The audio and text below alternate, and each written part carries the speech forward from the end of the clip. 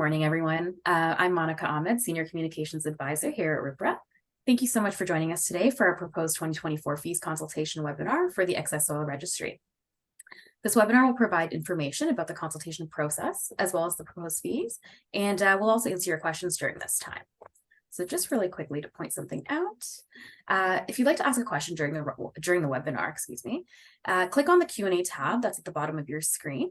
You can type in your comment or question and click send. You'll also notice that there is an upvote feature where you can like another person's question. So what this will do, it'll just pop the question or comment up the queue and it'll prompt us to answer it a bit quicker. We'll also have time during the webinar to answer your questions, as I mentioned. And if we can't get to your question for any reason, or if you have a very specific question, please reach out to our team at consultations@rpra.ca. Again, that's consultations@rpra.ca. And in case you missed it, we'll have it later on in the deck as well. And speaking of the deck, we'll be sharing it via email. We're also recording today's session, and we'll post it to our website later this week. So with that, I'm going to go ahead and hand it over to Noah Gitterman, RPRA's General Counsel and Chief of Strategic Initiatives, to kick off today's presentation. All right, over to you, Noah. Thanks, Monica. Why don't we get started with our first slide. We always start out our fee consultation presentations with a bit of background on who RIPRA is and what we do and how we're funded.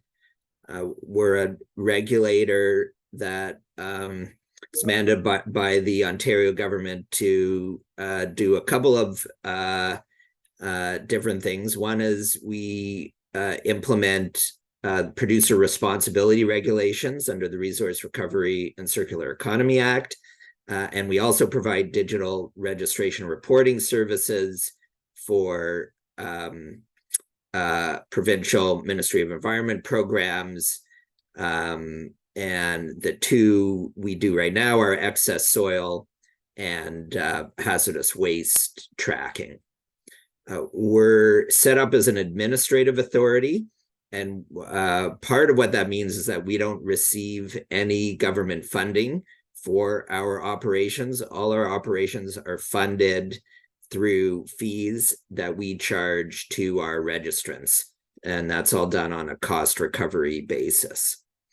So we're proposing fees for a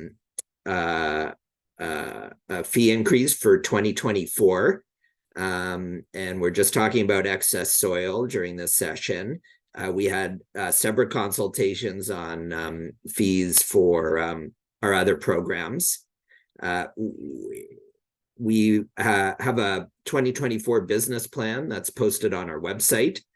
That includes our budget for 2024 and forecast for 25 and 26. There's a fair bit of detail in there about how our budget is set and what our expected expenses are and why we're spending money where we're spending money. So you can read more about the budget there. There is some information I'll excerpt here, but there's a lot more detail in the business plan that won't be in this presentation. And so you've probably seen that we are proposing a substantial increase in the excess soil fees in 2024.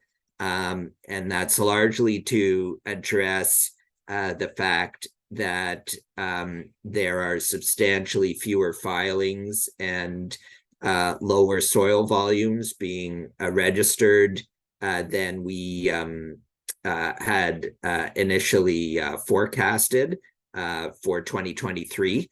And so we'll get into a bit more detail about that as we go. Next slide, please, Monica. Again, just a bit of background on RIPRA and fee setting and how we cover our costs. So we get fees from three sources. One of them is from legacy waste diversion programs under an old, under the Waste Diversion and Transition Act that are being wound up. Another sources are producers that are obligated under the new producer responsibility framework we administer for resource recovery in the province. And then the third source is the transaction fees that we charge to registrants in the hazardous waste and excess soil registries that we operate for the ministry. Next slide, please. Here's just a bit of information on our consultation process. So it's a very similar process to what we ran last year for 2023 fees. We are required to post our proposal for fees for 45 days. And then the final fees after approval need to be posted for 30 days before they come into effect. So this consultation started on November 10th. That's when hopefully you saw the proposal. It's going to end on January 10th. And I think that's a bit more than 45 days just to accommodate some holiday time in the middle there. You can share written feedback to the email address here, consultations@ripra.ca.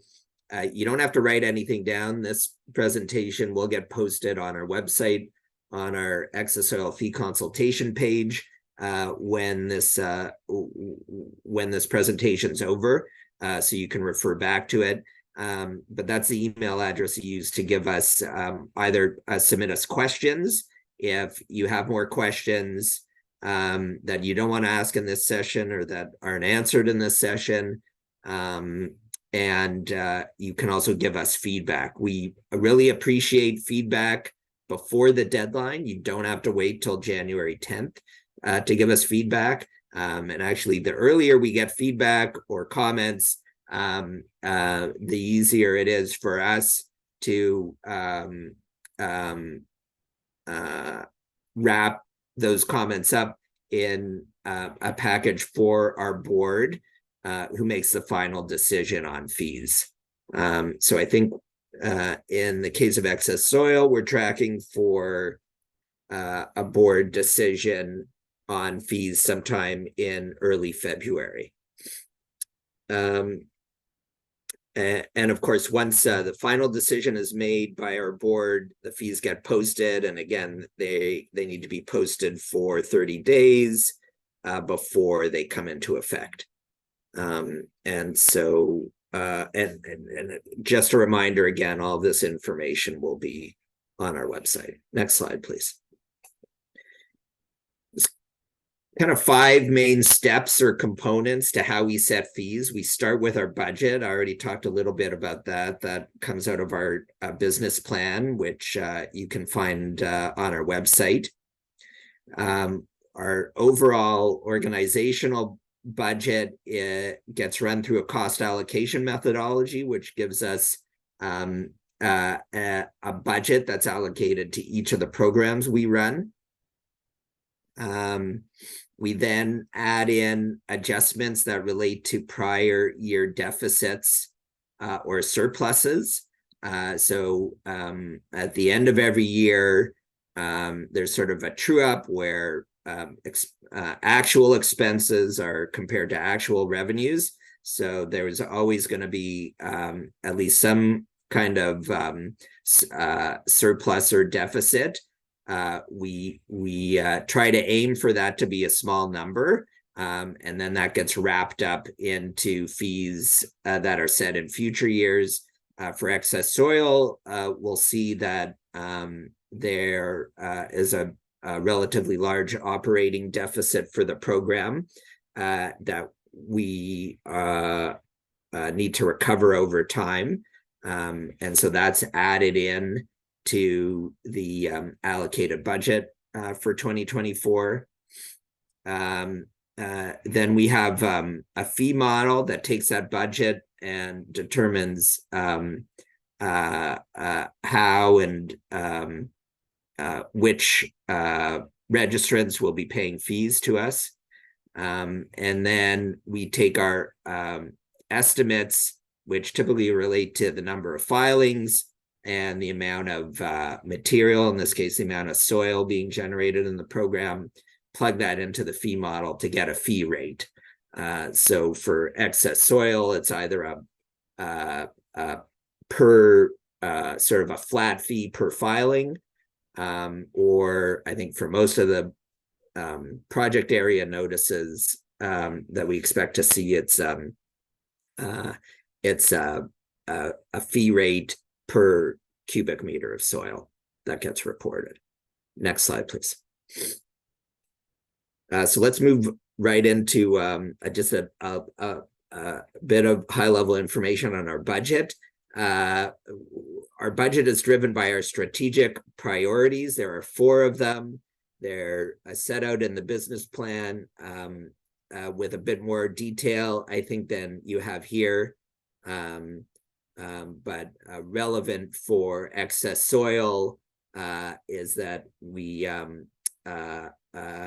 we're very focused on providing registrants with registry services that work, are accessible, are easy to use.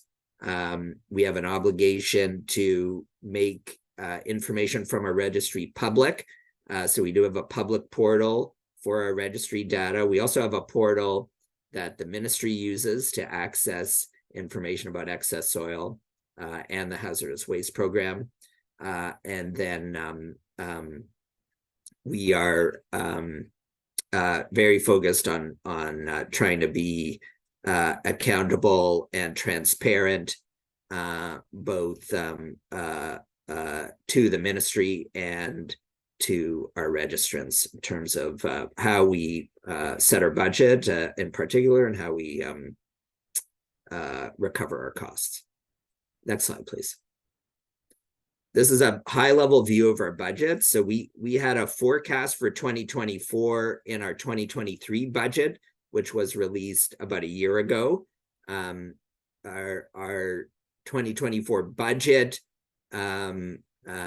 year-over-year increase lines up with what we had forecasted in terms of our percentage increase year-over-year. There are some lines you'll see here that are more than what we forecasted, and some lines that are less than what we forecasted.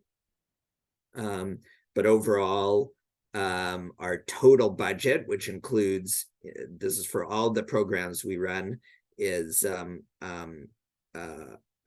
in line with what we expected over a year ago when we forecasted.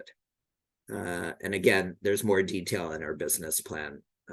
Happy to try to answer questions if you have them about the overall organizational budget. Next slide, please. Here's another view of the budget. This is just broken down by type of program. And this is also, like I was saying before, the 3 sources of revenue that RIPRA has. So there's our RRCA programs. Those are our producer responsibility programs. We have our digital registry services. In this chart, they're labeled EPA programs, but that's the excess soil and hazardous waste registries. Most of that, the budget number you see there, is for the hazardous waste registry. And then we have our legacy WDTA programs, and that together adds up to our cost recovery target for 2024. Next slide, please.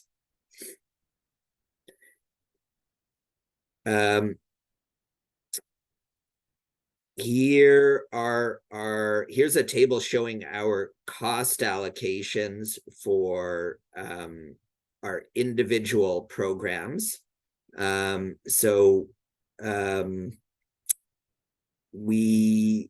not sure if we have another slide coming up on our cost allocation methodology, but I'm going to sort of refer back to those 5 steps or 5 components we talked about. So what you just saw was our annual budget from our business plan, and that gets run through a cost allocation methodology that assigns different costs to or a different budget to each program. And this is the breakdown for each of the programs. So you can see excess soil in the bottom row and how it compares to the other programs we run. The thing to take away from this slide at a high level is just that our allocation, so our budgeted resources to excess soil, is going down substantially in 2024 from 2023. And so there is a substantial decrease in the amount of resources we're dedicating to the program in 2024. But what's missing from this view is the deficit recovery we have to account for. We'll talk about that in a bit. And the fee model and volume estimates that get us to the fee rate at the end. So I think on the next slide, Monica, maybe let's go to the next slide. We have a bit more about our cost allocation methodology. Right. So we our process for assigning costs to each of our programs starts with direct costs to each program. Typically, I think for all of our programs, the biggest direct cost component is the amortization amount for the registry build related to that program. All of our programs run off a registry. There are some foundational costs that are shared among the programs. There are also costs that are specific to that program's registry service or registry portal. That's I think we'll see a breakdown of this later on, but the biggest component of the direct cost is the registry amortization. And then there's financing or interest added on to that. Most of our costs, though, for each of the programs are what we call shared or common costs. So that's either, indirect kind of general administration costs like board remuneration, office supplies, some administrative salaries, that kind of thing. The bulk of our common costs are shared, what we call shared service costs. So we operate on a shared service model. Most of our resources, both in terms of staff and IT support to keep our registries running, are shared across all of our programs. And so we divide up those shared costs to each of the programs using a number of different cost drivers. And the biggest driver in terms of how that shared service cost gets allocated is the number of registrants in a program, which is closely related to the amount of effort we have to put into the program. In 2024, we did make an adjustment to our methodology so that a greater proportion of our budget is allocated using a number of registrants as a driver. And this meant that programs that have relatively more registrants, which really means our Blue Box program on the resource recovery side and our hazardous waste program on the digital service side, are being dedicated more resources in 2024. A few other elements to the cost allocation are contributions to our operating reserve, which all programs contribute to, and a small amount to recover certain startup costs from when RPRA was first created. Why don't we go to the next slide?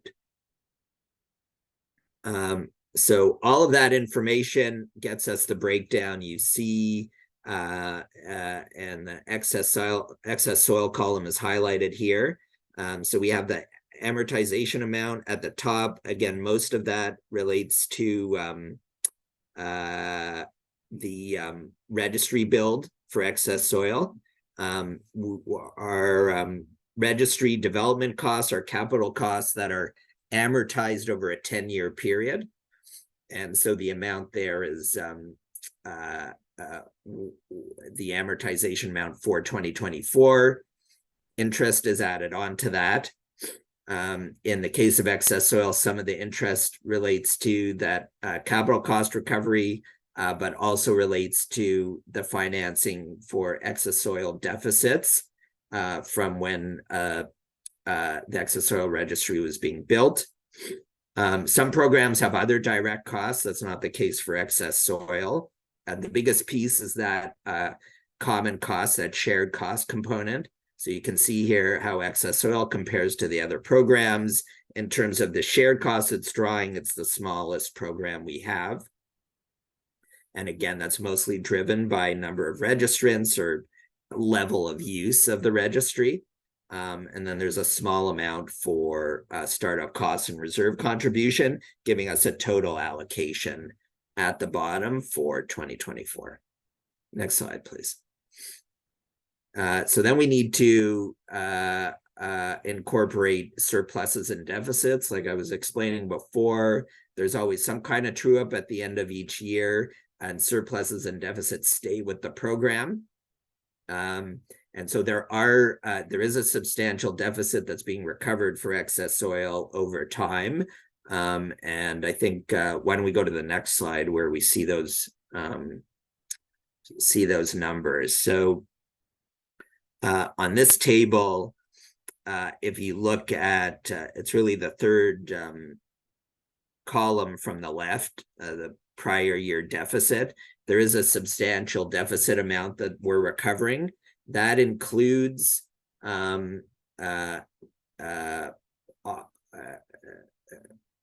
deficits that were incurred while we were building the excess soil registries. So for both excess soil and hazardous waste, there were capital costs involved in building the registry. There were also operating costs.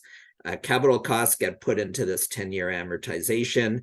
Operating costs were financed through lines of credit that RIPRA had set up, but those have to get paid off over time.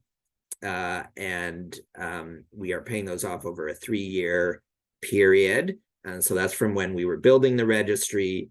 But over 2022, when there was a pause in registrations in 2023, there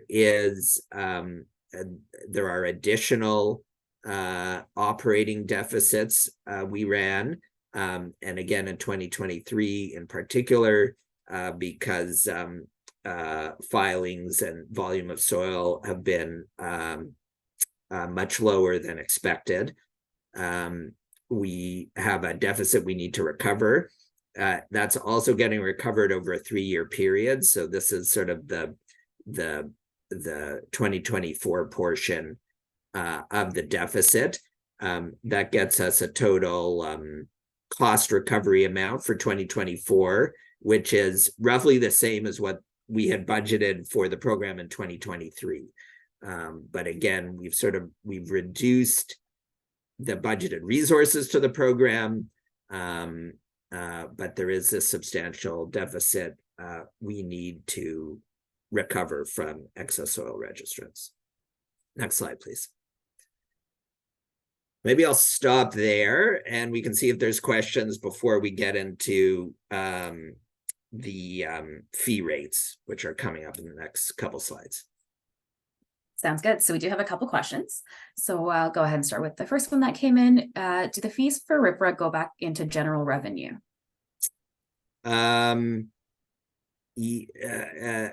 Yes and no. The fees stay with the program.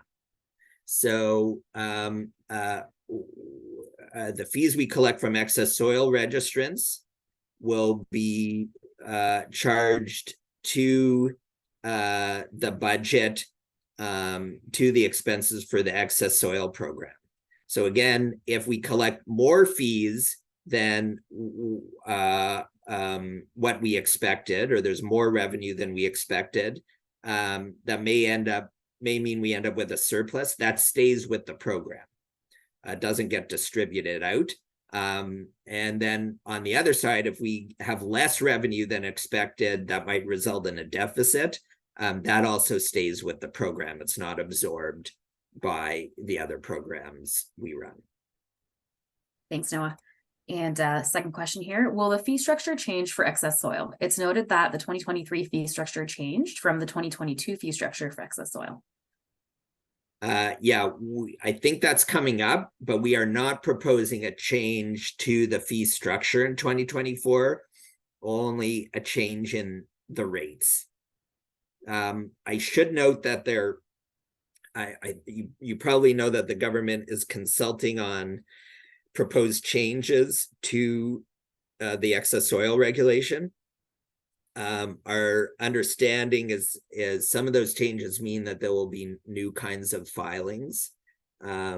So if those changes are approved, we may need to come back and revisit the structure in order to accommodate those new filings. But we're not planning on any major changes to how sort of the model we use to recover fees. So the way it's set up right now is most of our fees are getting recovered through the project area notices that get filed, and we're not proposing a change to that. Thanks, Noah.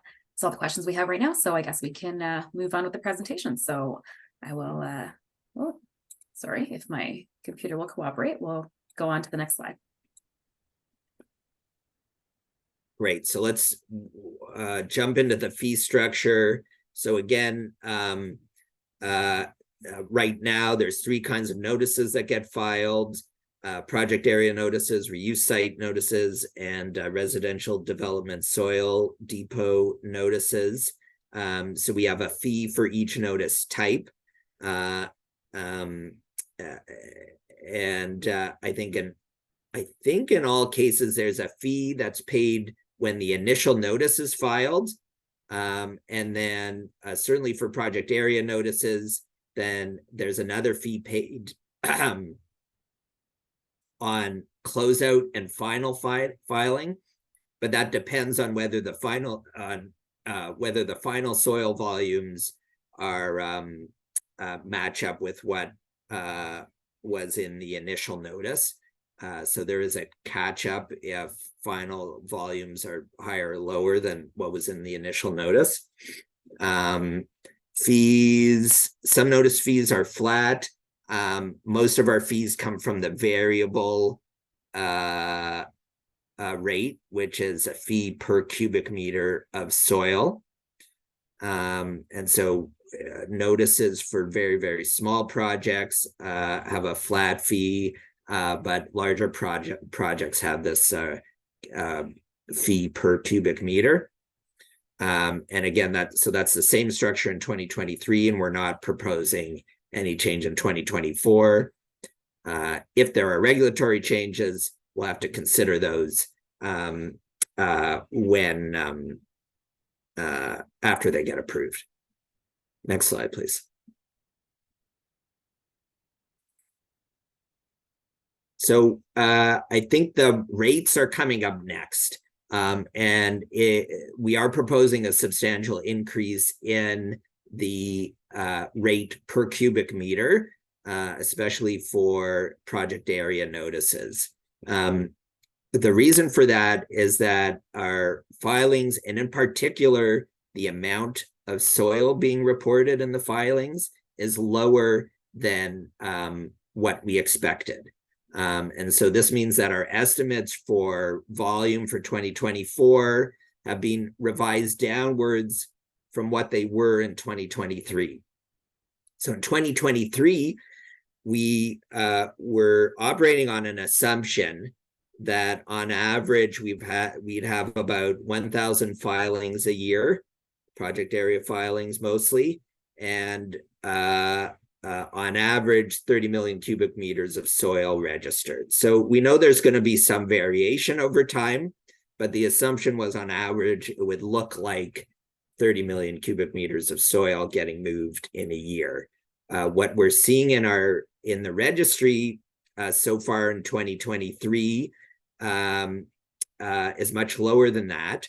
What we're estimating for 2024 for the year is about under 700 filings and about 5.5 million cubic meters of soil getting reported. So that estimate is in line with what we're seeing in the registry to date in terms of what's getting reported. So there's two impacts to this reduction in volume. So one is what I've already talked about in terms of the budget that is allocated to excess soil. So because we now expect less activity in the program, we are budgeting for fewer resources to excess soil in 2024. So there is a total budget decrease for the program in 2024, which is relatively substantial, right? It's about budget is being cut almost in half. And the shared cost component in particular is going down by more than 60%. And again, that's because there's less activity in the registry that we need to resource for, and programs like hazardous waste are taking up more of that activity. On the other side, the lower volumes, even though the budget is going down, the lower volumes mean that mean that the deficit has increased from what it used to be, and there's less volume in there to fund the budget. And so even though the budget is going down, the rates, the per cubic meter rate is going up substantially. You can see just in the most of the fee rate is driven by that by the volume of soil, and you can see in the numbers on the page why you can see the numbers on the page, the substantial reduction in our estimates for the amount of soil that's going to get reported. So the lower volumes than we predicted, there might be a number of reasons for that. There were regulatory changes at the end of 22 that weren't fully accounted for in our estimates for how many notices and how much soil was going to get reported into the registry. We do invite input from you folks about our volume estimates. So we try as hard as we can to estimate accurately with programs that are totally new. That job becomes harder. So just in terms of contrast, for example, when we run our hazardous waste program, we have years and years of hazardous waste volume information from the ministry that we can rely on to make estimates. We don't have that with the excess soil program because it's a new program. So no one's been tracking soil movement in the past like we are now. And so it is a learning process to get these volume estimates right. And so because we're learning, that does mean there's more volatility in the fee rate until we can have some stability in the program and get better information about what to expect. But we do like input on that. We've asked about this in the past, and that is information that's helpful to us. And you can, use our consultation at ripper.ca email to get us your views if you have them. And I should note again, with the current proposed amendments to the regulation, we don't expect, although I mentioned there are maybe some new filings being created, there are some other changes in the reg. We don't expect any of those changes to have a substantial impact on soil volumes. So even if those changes go through, we may need to update fees to acknowledge the new notices. But at least right now, we're not assuming that it'll have a big impact on the volume numbers you see on the page right here. Next slide, please. Here's one more view of the excess soil budget, I think, before we get to the fee rates. So this just shows maybe, I think in a better way than you saw in the previous slides, year-over-year budget comparison. So you can see in that subtotal row, 2/3 of the way down, how the budgeted resources to excess soil have gone down. Then we have to add in our deferred operating costs plus the deficit. So the deferred operating costs are what we were spending on operating costs when we were doing the registry build in 2021 and a bit of 2022. And then there are, because volumes were lower than expected, there are deficits from 2023 to add in. That's getting recovered over a 3-year period. So that $1 million figure you see there is a portion of the deficit recovery. So that'll continue over a multi-year, 3-year period before it's fully recovered. Next slide, please. And here we get into our fee rates. I'm not going to spend a ton of time on each of the different rows or each of the different levels, but you can see it's the year-over-year change is relatively substantial.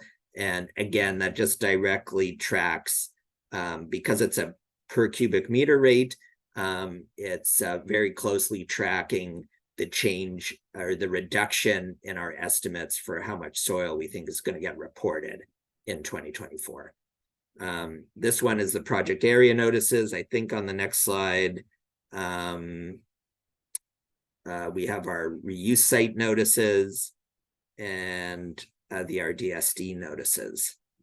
And I think that's it for the main part of the presentation. Monica, if you want to go to the next slide. Oh yeah, it's again, another reminder about feedback. All the feedback you provide is considered by us and does get wrapped up in a package for our finance committee and then our board. Our board makes the final decision on fees, and we expect that to happen, like I said earlier, in early February.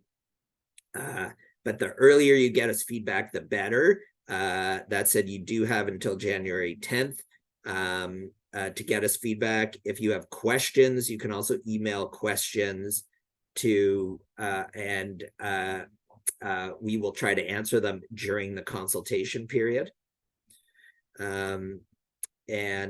Once final fees get posted, we also post a consultation report where we describe the feedback we got, or the feedback we received, and what our response is on behalf of the board. And if you can look at our 2023 fee setting materials, which are all our fee materials are kept on our website. And so if you want to see what that looks like, you can look at our 2023 materials from last year. And maybe we'll stop now for questions, Monica. Yeah, I was just gonna say we've got a couple more questions that came in, and since we've got We've got some more time allotted, so let's answer these questions just really quickly. Noah, though, we've got a couple folks who are asking whether they can get a copy of the presentation. So yes, just want to let everyone know that we will upload the presentation to our website by the end of this week or early next week, and we'll also email registrar attendees directly with a link to the presentation. So yes, you will get a copy of that. And sorry, in addition to a webinar recording, which we're currently doing, that'll also be posted to our website. So to get into these new questions that just came in, Noah. So the first one is, the proposed excess soil regulation amendments require registration of Class 2 soil management facilities. Will a fee be applied for Class 2 site registrations? So the short answer there is we don't know yet. If those changes are approved, we will have to consider what kind of fee will be charged for any new registrations that need to happen as a result of the changes. So maybe a bit of an unsatisfactory answer. I think it's likely we'd propose some kind of fee for those registrations, because we have fees for all of our all the filings in the registry. But exactly what that might look like is hard to say right now. Thanks, Noah. So the other question that we have is, for project areas registered in 2023 and close the filings in 2024 or beyond, will 2023 rates be applied or revised rates? That's a really good question. I don't know the answer right now. So I think what that question is getting at is because when you close the filing, your soil might be, your final volumes might be higher or lower than the initial notice. There is a true up there. And in terms of what rates get applied, I actually don't know sitting here, but we can follow up with you with a response to that question. Thanks, Noah. And we just have a request to put the fee rate slide up again. So I'm just gonna hop back here. And maybe I think it may have been, oh, I think I passed it. Oh yeah, it was This is targets. towards the end. Yeah, maybe go back towards the end. And this presentation will be posted, and a recording. So the deck will be posted, and a recording of the material. I think if you go, Monica, almost to the end, Like to the start of the presentation, or closer to, because I know we had a slide where we had it highlighted. Yeah, no, not that one. Yeah, it's the one with the with all the rows and the percentages. Not that one there, eh? No, keep going, keep going. No. There we go. Oh, there we go. No, back one. Yeah. That one? Okay, perfect. Okay. I think so. Yeah. So this deck gets posted. There's a recording of this webinar that gets posted, but the original proposal is also posted on our website. And so I think all you need to do is go to ripper.ca, and there's a tab for consultations, and go to the consultations tab, and you'll easily be able to get to the excess soil fee consultation material, and all of this stuff will be there for you. Yep, that's right. So just to reiterate, just along the top, if you're on the desktop app, along the top, you'll see a few tabs. Go to consultations, current and upcoming consultations. And on that webpage, you'll see a chart, and you can link right over, or there's a link that takes you right over to the excess soil fees presentation. And like Noah said, the proposal is already there that has a lot of this info there already. And Noah, just in the meantime, we actually had another question that came in. So let's see. Will the response update to the rate question, i.e. 2023 or 2024 rate for projects closing in 2024, be distributed to all participants, excuse me. So that is a great question. Actually, I will let you take that on, Noah, and then maybe I may add something at the end. Sure. I think I'm only hesitating because I'm not sure the best way to get that information out. But why don't we take that back? Maybe we can update some of the material on the webpage to respond to that, so it's clear for everyone who wants to know. Yep, you read my mind. Thanks, Noah. So hopefully that answered everyone's questions. But again, a quick reminder, if you have any other questions or any questions that are very specific to you, just send us an email at consultations@rpra.ca. And thanks, Monica. And again, just in terms of process, once the consultation closes, we wrap up all the feedback. That goes to the final proposal goes to our finance committee and the board. Once the board approves fees, there is a mandatory 30-day posting period or waiting period before the fees come into effect. So you'll see after our board meeting in February, likely to happen in February, you'll see a posting will go out, a notice will go out with the new fee rates, and then it'll be 30 days from when that's posted or distributed to when the fees get enforced. Great, thanks, Noah. And actually, we just had a question come in asking just that. So hopefully that answers your question. Yep, great. All right, so I'm so sorry, Noah. Got a couple more, or one more question in for you. Is it possible that the reason for lower fee collection in 2023 was lack of registration when it was actually required? It wasn't technically, anyway, I'll let you take that, Noah, because it was voluntary last year. So the second part of the question here is, would more enforcement on excess soil implementation also help with more fee collection rather than just an increase? So yeah, so just to reiterate Noah's point from earlier, last year it was voluntary, but I'll let you take it from there, Noah.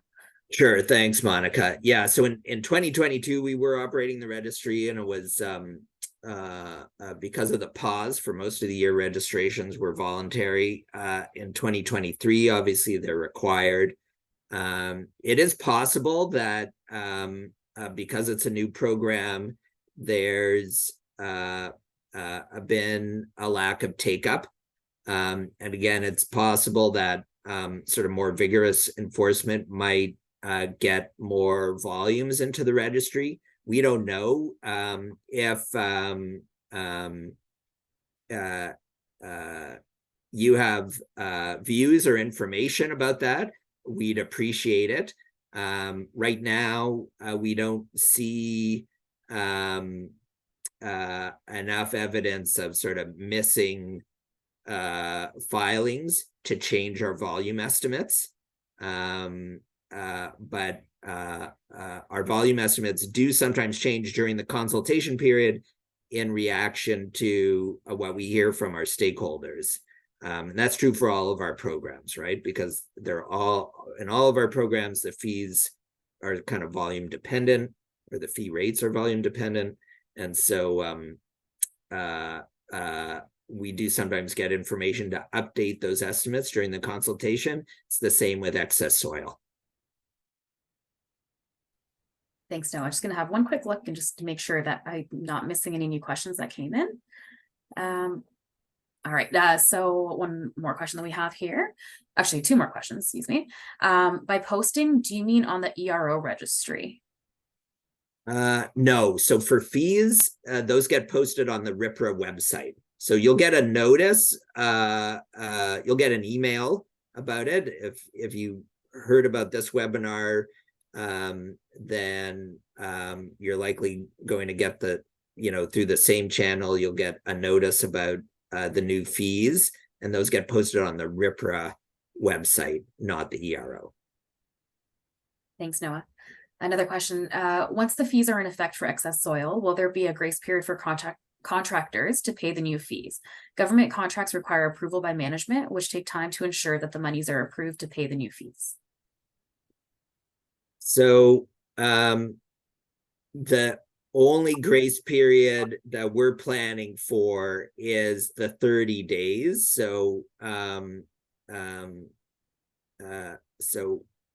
after this consultation period is over, again, the board or the Ripper board will approve 2024 registry fees, and then there's just a 30-day period before those fees go into effect for new notices.